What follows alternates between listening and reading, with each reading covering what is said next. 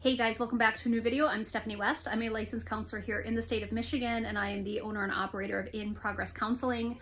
I want to really share with you, I'm going to say it's theoretical. I don't have the research to back this up, but this is language that I use with clients, and it's language that I use with myself to walk through seasons of distress, because I think it's an interesting thing to ponder who is making the decisions in our life. So up on the board here, I have the idea of being a decision maker. And it's not to fracture us, but there are multiple parts of us that show up in the decision-making process. One of which is the pragmatic self, meaning I have wisdom and discernment and clarity and bravery and courage, and I'm doing the next thing in front of me because I just feel that it's the right next thing to be doing. And so I look into my own life when I decided to pull the trigger on going for the PhD, when I decided to pull the trigger on, starting my own practice, when I decided to pull the trigger on buying my condo, when I decided to pull the trigger on getting my dog. Pragmatic me was such a pivotal part of the decision-making process. Now, here's the thing. Pragmatic me shows up with wisdom and discernment and says, girl, get it. And then emotional stuff shows up, and she wants to have her say too.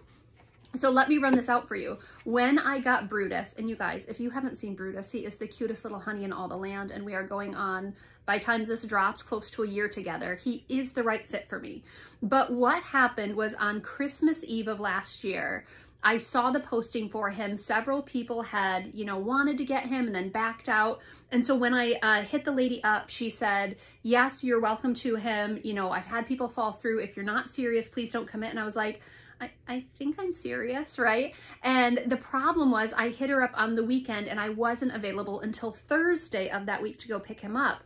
So it was one of those things where I'm like, yes, he looks like a great dog. I think he would be a good fit. Temperamentally, I bet it would be a good collaboration between us. I don't know, you collaborate with your dog. Why not, right? So what happened though is I said to her, okay, I can't be there until Thursday. So there was this uncertainty of will he still be available 4 days from now? So that was kind of the first fear center. The second fear center was, Steph, what the dickens are you doing? That's going to be a 24 hour, 7 days a week, 365 days a year commitment for the foreseeable future. What are you doing? So I'm literally laying in bed the night I commit and I'm thinking like, this is a terrible idea. This is a terrible idea. Don't do this. Don't do this. And I'm feeling this panic and this urgency and this discomfort. But the thing is, I knew that that wasn't pragmatic Steph thinking. Pragmatic Steph had been, over the last couple weeks, kind of systematically moving towards, you know what, I think I can do it. I have the right structures in place. Things have, reorganized and realigned in ways where this does make sense for you. Pragmatic Steph had already given me permission to act, and she had confidence that I could do it. So pragmatic Steph said yes. Emotional Steph showed up.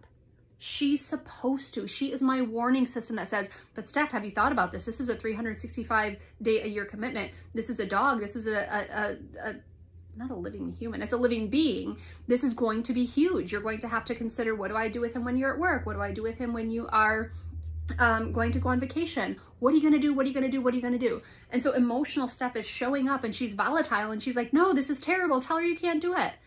But the way I talk myself through that is, Steph, pragmatic, you made a decision.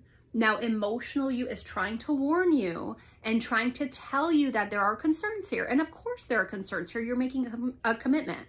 But that's not enough information to change your mind here. Emotional Steph does not get into your driver's seat and drive the car and call it reality. She shows up, she's the warning system, but my job is to let her do her job, to tell me what kind of the unrest is about, and I'm not going to make a new decision until pragmatic me shows up again. So I lost my marker here. Oh, it's in my pocket. The way it works, at least typically for me, and I suspect in many of my clients this is true, they verified it, but I suspect in many of your stories this is true. You start here with the pragmatic decision maker. They show up. They make a decision on your behalf. Then our fear center starts lighting up and saying, this is a terrible idea. This is a lot of responsibility. This is unknown. This is uncertain, all of the things. Emotional you is going to want to have a say. So let them have a say. Let them warn you about all of the things that could go wrong. Take inventory of it, consider it. But emotional us does not make the decision. So what happens is we let emotions run their course. Then pragmatic us shows back up again And typically we land where the initial pragmatic self was. We say, you got this, you're okay. It'll be new, it's uncertain, but you can do this. Sometimes we might pivot and change our mind. That is possible. However, it should be based on a calm, discerning, okay, I think I'm gonna go in a different direction, versus emotional us is running shot in our life.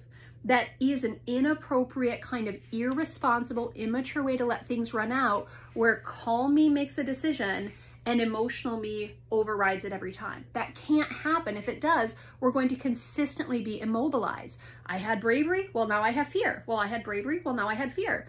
And so when we have fear, we stop. That's not what fear is about. Fear clues us in that things are going to be new and uncertain. There might be risk involved. So we listen to fear. We let pragmatic self try to wrestle it out, try to understand what does that mean. We just don't let the emotional self make our decisions for us. If you have time, if you have the ability to kind of let the emotions settle, often we'll land up back here and we'll say, I got this. I knew what I was saying yes to, and I'm okay with that.